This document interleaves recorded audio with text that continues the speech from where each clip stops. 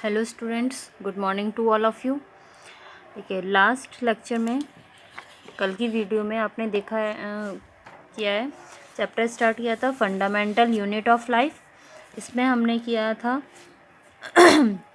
Who discovered cell. ठीक है, Robert Hooke ने किया था फर्स्ट ऑफ ऑल सेल को डिस्कवर।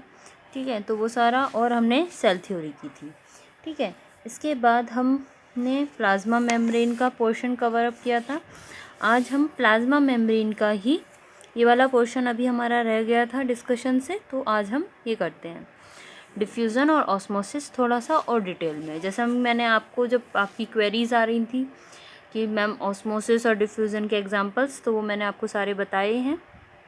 इसको और एक बार मैं एग्जांपल लेकर आपको बताती हूँ। ठीक है, देखिए, ऑस्मोसिस में मैंने आपको बताया था कि ऑस्मोसिस क्या होता है, कि ऑस्मोसिस किसी भी मतलब मॉलिक्यूल्स की मूवमेंट्स है higher concentration to lower concentration through a semi permeable membrane. ठीक है, सेमी परमिएबल मेम्ब्रेन के थ्रू जब मॉलिक्यूल्स की मूवमेंट हो रही है आउटसाइड और इनसाइड, कहीं पर भी हो रही है। ठीक है, जहाँ भी हायर कंसंट्रेशन होगी, हायर कंसंट्रेशन से लोअर कंसंट्रेशन की तरफ होगी, तो वो होता है आपका ऑस्मोसिस। इसके बेस पर आपके 3 टाइप के सॉल्यूशन होते हैं, हाइपोटोनिक सॉल्यूशन, आइसोटोनिक सॉल्यूशन और हाइपरटोनिक सॉल्यूशन। ठीक है, तो फर्स्ट ऑफ ऑल हम बात करते हैं हाइपोटोनिक सॉल्यूशन की। हाइपरटोनिक सॉल्यूशन क्या है, कि वैसा मीडियम जब उसकी सराउंडिंग की सेल्स, मीडियम जो है सेल्स के सराउंडिंग जो मीडियम है, मींस एक सेल है, उसे हमने एक मीडियम में रखा है। ठीक है, तो मीडियम में वाटर कंसंट्रेशन हाई होगी देन द सेल, सेल में वाटर कंसंट्रेशन लो होगी, मीडियम में वाटर कंसंट्रेशन हाई होगी। ठीक है, तो मीन्स क्या है, अब देखिए, जब वाटर कंसंट्रेशन आउटसाइड ज़्यादा है तो मीन्स वो कैसा सॉल्यूशन है, डाइल्यूट सॉल्यूशन है।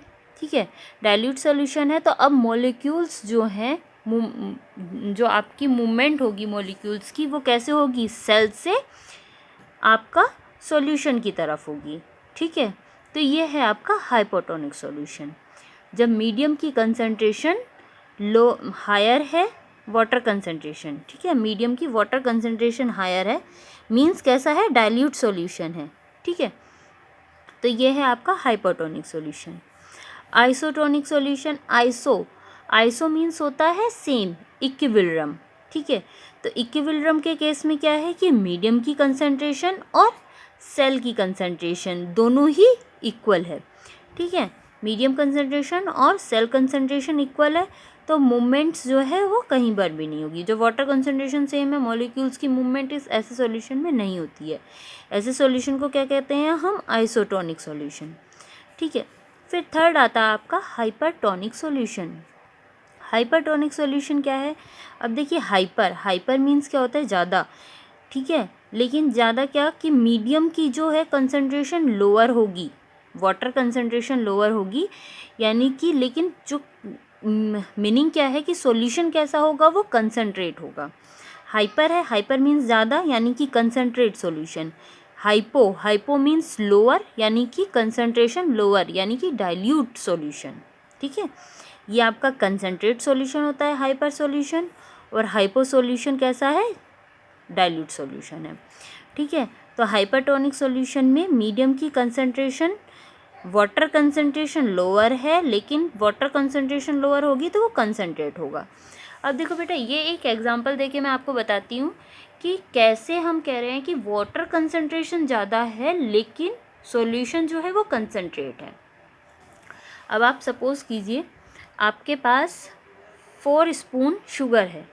ठीक है, 4 स्पून शुगर में अगर आप कहते हैं कि वाटर कंसंट्रेशन हायर है, मीन्स आप उसे 2 गिलास वाटर में डिज़ोल्व करते हैं। ठीक है, तो आपका जो शुगर है वो कैसी होगी, ठीक ठीक होगी, है ना। लेकिन अगर आप कहें, मीन्स कैसा है, सॉल्यूशन कैसा बनेगा, डाइल्यूट सॉल्यूशन बनेगा। लेकिन अगर हम कहें कि 4 स्पून शुगर को आप हाफ ग्लास वाटर में मिलाएं, यानी कि वाटर कंसंट्रेशन कैसी हो गई, लोअर हो गई, लेकिन वो सॉल्यूशन कैसा बनेगा, कंसंट्रेट बनेगा। मीन्स जब सोल्यूट की अमाउंट आपकी ज़्यादा है और सॉल्वेंट की अमाउंट कम है, ठीक है, तो वो कैसा होगा, कंसनट्रेट सॉल्यूशन होगा, मींस हाइपरटोनिक सॉल्यूशन होगा, ठीक है। तो इस एग्जांपल से आपको क्लियर हो गया होगा हाइपोटोनिक, आइसोटोनिक और हाइपरटोनिक सॉल्यूशन, ठीक है। कुछ भी क्वेरीज होंगी तो आप मुझसे 1 o'clock आप कंफर्म कर लेंगे, ठीक है। चलिए, ये हो गई आपकी बात आपका ऑस्मोसिस के लिए, ठीक है। 3 टाइप के सॉल्यूशन हैं। अब आपको देखिए, अगर सेल के इनसाइड से मॉलिक्यूल्स बाहर लाने हैं तो आप उसे डाइल्यूट सॉल्यूशन में रखेंगे, तो अंदर के मॉलिक्यूल्स बाहर आ जाएंगे, ठीक है। आपको अगर उसमें मॉलिक्यूल्स की एंट्री करानी है तो आप उसको कंसनट्रेट सॉल्यूशन में रखेंगे, ठीक है ना। तो ये वाला एग्जांपल से आपको ये चीज़ क्लियर हो जानी चाहिए। अब आपका आता है इसमें सेल वॉल। सेल वॉल जो है अब देखिए, आपका ऑर्गेनिज्म जो है उसमें डिफरेंट ऑर्गेनेलीज होते हैं, तो अब हम इस चैप्टर में डिफरेंट ऑर्गेनेलीज ही पढ़ेंगे, ठीक है। अब फर्स्ट ऑफ ऑल हम स्टडी करेंगे सेल वॉल की। सेल वॉल क्या है? सेल वॉल सिर्फ आपका प्लांट सेल में प्रेजेंट होता है, एनिमल सेल में ये एब्सेंट होता है, ठीक है। प्लांट सेल में प्रेजेंट होती है सेल वॉल, एनिमल सेल में नहीं होती है, ठीक है। सेल वॉल किसकी मिलकर बनी हुई होती है? ये सेलुलोज की बनी हुई होती है, ठीक है।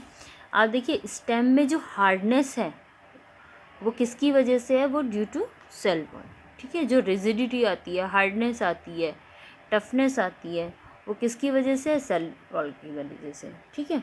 और सेल वॉल किसकी मिलकर बनी हुई है? सेलुलोज की, ओके।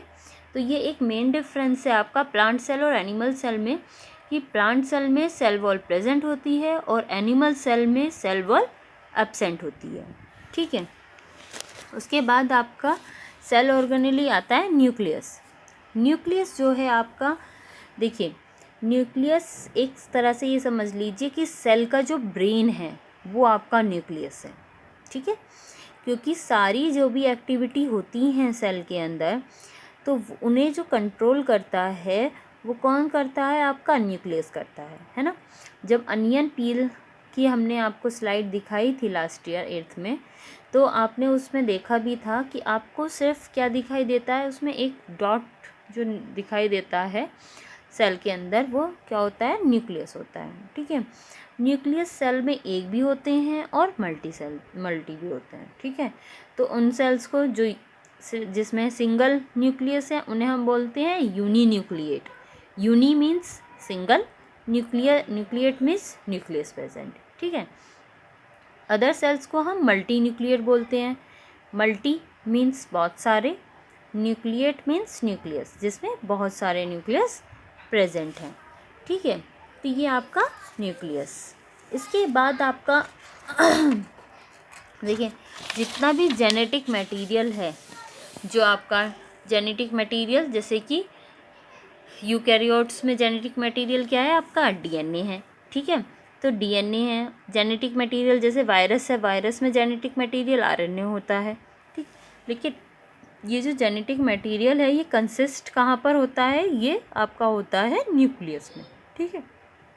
तो जो जीन्स आपके वन जनरेशन से अदर जनरेशन में ट्रांसफ़र होते हैं, उनके लिए भी रिस्पॉन्सिबल कौन होता है? Genetic material. और वो कहाँ पर रहता है? न्यूक्लियस। तो उसको कौन कंट्रोल करता है? अगर हम सेल ऑर्गेनेली की बात करेंगे तो सेल ऑर्गेनेली में कौन उसको कंट्रोल करता है? आपका न्यूक्लियस, ठीक है। फिर आपका आता है साइटोप्लाज्म। साइटोप्लाज्म क्या है? जिसमें आपका सेल के अंदर देखिए एक लिक्विड फिल्ड रहता है, ठीक, और जिसके अंदर सारी जो हैं आपके सेल ऑर्गेनेली एम्बेडेड रहते हैं, मीन्स उसमें डूबे रहते हैं, इस तरह से आप बोल सकते हैं। साइटोप्लाज्म का मेन फंक्शन क्या है? कि साइटोप्लाज्म जो है सेल्स के जो सेल ऑर्गेनेली हैं उनको एक्सटर्नल शॉक से प्रिवेंट करता है, ठीक है। सेल देखिए, बेसिकली आप पहले पढ़ेंगे प्रोकैरियोटिक सेल और यूकैरियोटिक सेल। अगर सेल का मतलब इनिशियल टाइप कौन सा है? प्रोकैरियोटिक सेल और यूकैरियोटिक सेल। प्रोकैरियोटिक सेल्स कौन सी होती हैं? आपने ये 8th में भी पढ़ा होगा, prokaryotic cell, eukaryotic cell, animal cell, plant cell, ठीक है। तो जब मैं ये पढ़ाऊँगी, अभी अगर जिनके पास 9th की बुक नहीं है तो वो अपनी 8th की ही बुक से एक बार ये फिर से पढ़ लेंगे, प्रोकैरियोटिक सेल, यूकैरियोटिक सेल, ठीक है। फिर आपका आता है प्रोकैरियोटिक सेल, जो प्रिमिटिव सेल्स हैं, जो सिंगल सेलुलर हैं, ठीक है। तो वो आपके आते हैं प्रोकैरियोटिक सेल। यूकैरियोटिक सेल जो मल्टी सेलुलर हैं, ठीक है। ये दोनों होते हैं, यूकैरियोटिक में सिंगल सेल्ड भी होते हैं, मल्टी सेलुलर भी होते हैं, ठीक है। लेकिन प्रोकैरियोटिक में मल्टी सेलुलर नहीं होते हैं, वहाँ पर सिर्फ आपके सिंगल सेलुलर ही होते हैं। मतलब एडवांसमेंट यूकैरियोटिक प्रोकैरियोटिक से एडवांस्ड है, ठीक है। प्रोकैरियोटिक का साइज़ जो है वो बहुत ही स्मॉल होता है, 1 से 10 माइक्रोमीटर तक। यूकैरियोटिक का 5 से 100 माइक्रोमीटर तक आपका होता है। अब देखिए माइक्रोमीटर आप एक न्यू आप यूनिट पढ़ रहे हैं यहाँ पर। 1 माइक्रोमीटर मीन्स क्या होता है? 10⁻⁻6 मीटर, ठीक है। तो ये बहुत ही स्मॉल इन साइज़ होता है। यही वजह है कि हम सेल को नेकेड आइज से नहीं देख सकते, हम उसको माइक्रोस्कोप की हेल्प से ही देखते हैं, ठीक है।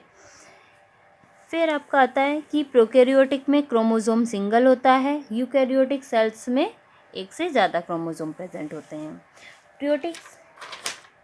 प्रोकैरियोटिक सेल्स में आपका जो न्यूक्लियर रीजन है वो डिफाइंड होता है, लेकिन उसमें न्यूक्लियर मेम्ब्रेन जो है वो एब्सेंट होती है, ठीक है। और यूकैरियोटिक सेल्स में न्यूक्लियर रीजन डिफाइंड होता है, लेकिन उसके चारों तरफ एक न्यूक्लियर मेम्ब्रेन प्रेजेंट होती है, ठीक है। अब आपका देखिए जो प्रोकैरियोटिक सेल्स हैं उसमें जितने भी सेल ऑर्गेनेली तो उसमें एब्सेंट होते हैं, उसमें सिर्फ आपका क्या है, प्रोकैरियोटिक सेल्स में आपका प्लाज्मा मेम्ब्रेन प्रेजेंट होती है, उसके अंदर आपका न्यूक्लियस प्रेजेंट होता है, क्रोमोसोम सिर्फ एक सिंगल क्रोमोसोम प्रेजेंट होता है और उसमें सेल ऑर्गेनेलीज नहीं होती हैं, ठीक है।